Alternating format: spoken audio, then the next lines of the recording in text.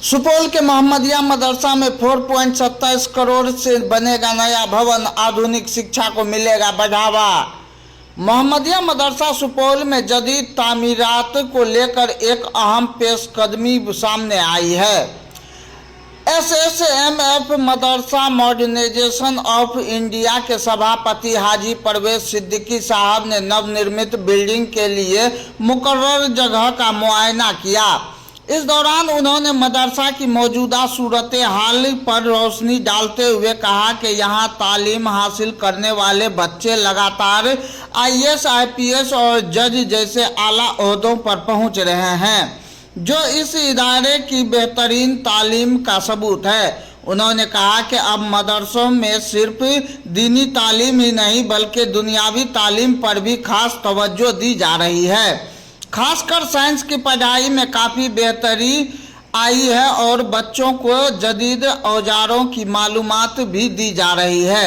उन्होंने बताया कि सुपौल ज़िले का यह इकलौता मोहम्मदिया मदरसा है जो शहर के बच्चों को बेहतर और मुतवज्जन तालीम फराहम कर रहा है और लगातार तरक्की की राह पर गामजन है। हाजी परवेज सिद्दीकी ने बताया कि तलबा के बेहतर माहौल के लिए 4 करोड़ 27 लाख रुपए की लागत से नई बिल्डिंग तामीर की जाएगी, जिसका काम बहुत जल्द शुरू किया जाएगा। नई क्लासरूम बनने के बाद बच्चों को तालीम हासिल करने में कोई दिक्कत नहीं होगी और आने वाले वक्त में यहाँ स्मार्ट क्लास की भी सहूलियत दी जाएगी।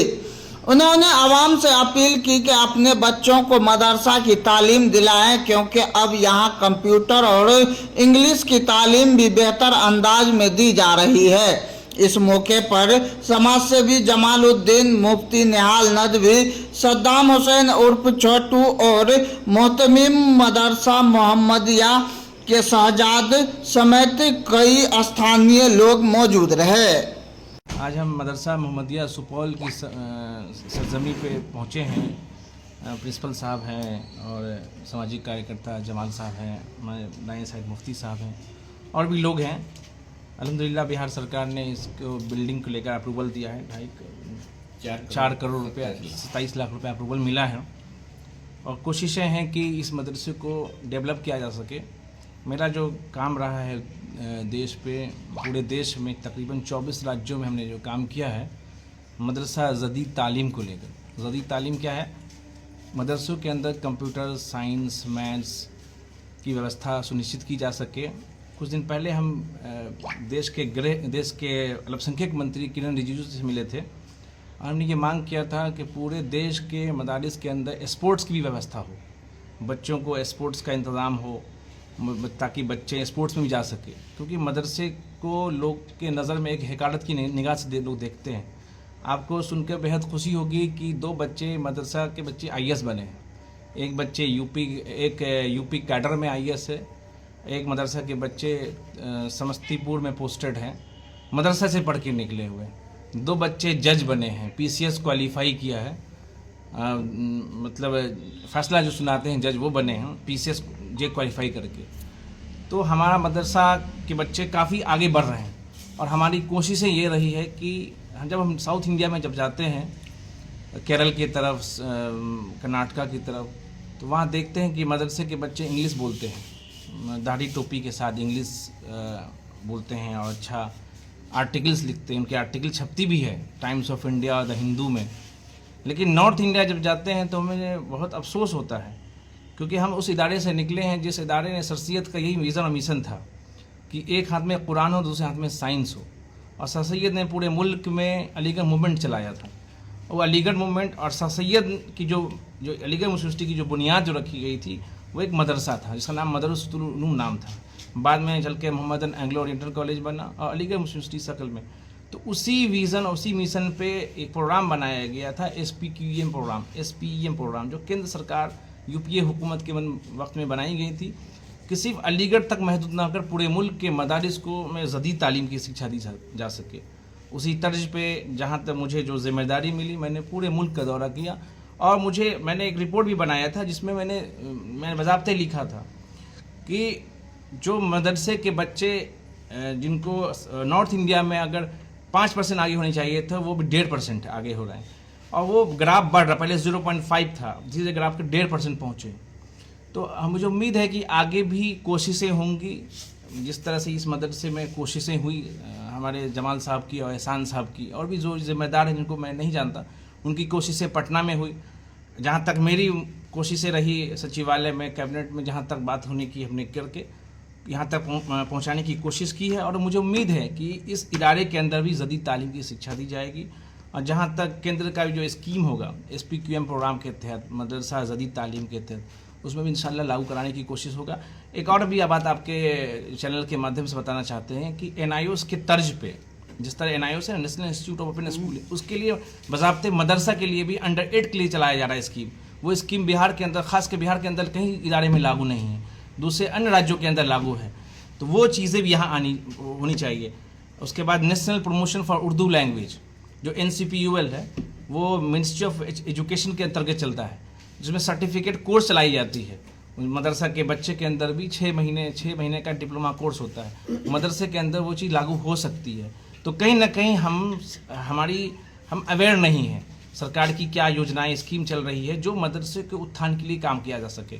हमें ये नहीं देखना है कि हुकूमत किसकी हो, अगर हमारी मदरसे का उत्थान हो रहा हो, फ़ायदा हो रहा हो, उस स्कीम का, उस योजना का फ़ायदा उठाना चाहिए। मैं यहाँ के सुपौल के ज़िम्मेदारों से भी अपील करता हूँ, जो मदरसा के ज़िम्मेदार हैं, कि वो स्कीम लेने में जहाँ तक वो कोशिशें करें, कागज़ तैयार करें, जहाँ तक होगी इंशाल्लाह मेरी मदद पूरी रहेगी। क्योंकि NCPL तो दूसरे विभाग में आता है, उर्दू भवन है दिल्ली के अंदर, उसके द्वारा अंतर्गत चलता है। लेकिन सबसे ज़्यादा देखा जाए तो बिहार में वो लागू नहीं है। जैसे किशनगंज के इलाके में, कुछ इलाकों में लागू है और कुछ डिस्ट्रिक्टों में लागू है, लेकिन बड़े पैमाने पर ये लागू नहीं है। तो इससे क्या होगा कि मदरसे के बच्चों को सर्टिफिकेट कोर्स होगा, कहीं भी इदारे में दाखिला लेने में, चाहे कोई रोज़गार के लिए, उनका फ़ायदा होगा। तो इस सब कोर्स लेने चाहिए। जैसे मोबाइल रिपेयरिंग का भी कोर्स आया हुआ है, सिक्योरिटी गार्ड का कोर्स आया हुआ है, तो उनको रोज़गार जनरेट हो सकता है अगर सर्टिफिकेट मिल जाएगा। तो ये सब चीज़ें, क्योंकि हम जब तक मदरसे में जदीद तालीम नहीं देंगे, क्योंकि आज का ज़माना मॉडर्न ज़माना है, मॉडर्न एजुकेशन का ज़माना है, तो हम मदरसे में जदीद तालीम सभी मदरसे में जाए। जैसे कुछ इलाकों में हम गए, जमशेदपुर के इलाके में गए, रामगढ़ इलाके में गए, जो झारखंड में पड़ता है, कुछ लोगों ने इस चीज़ का विरोध किया कि भाई इस्लामिक तालीम जहाँ हो रही है वहाँ पर जदीद तालीम नहीं होनी चाहिए।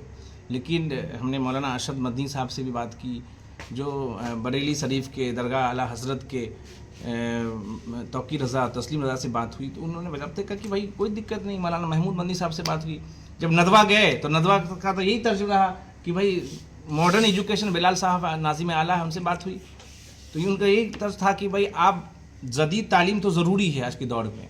और मदरसा के, क्योंकि हुकूमत भी ये देखती है कि मदरसा में पढ़ाई नहीं होता है, मदरसा में गलत काम होता है, तो अगर हम अपने बच्चों को मॉडर्न तालीम देंगे, इस्लामिक तालीम के साथ साथ, अगर हम बच्चे IAS बनते हैं, डॉक्टर्स बनते हैं, इंजीनियर बनते हैं, तो उन जो लोग फासिस्ट जो जिनकी सोच है उन पे तमाचा पड़ेगा।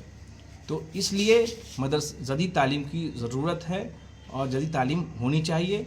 अगर जहाँ तक मेरी आवाज़ पहुँच रही है, उनको उसकी कोशिश करें कि जहाँ तक मुमकिन बिहार सरकार से हो या केंद्र सरकार की स्कीम लेना हो, इंशाल्लाह उसमें मदद करेंगे। दुनियावी तालीम और दीनी तालीम दोनों की पढ़ाई अब मोहम्मदिया मदरसा में उपलब्ध होगी। जी, मुझे सुनकर बेहद खुशी हो रही है कि मोहम्मदिया मदरसा मोहम्मदिया बहुत पुराना इदारा है, बता रहे 1958 का इदारा है, और इसमें दोनों तालीम दी जा रही है और आगे भी अच्छे बड़े पैमाने पे दी जाएगी।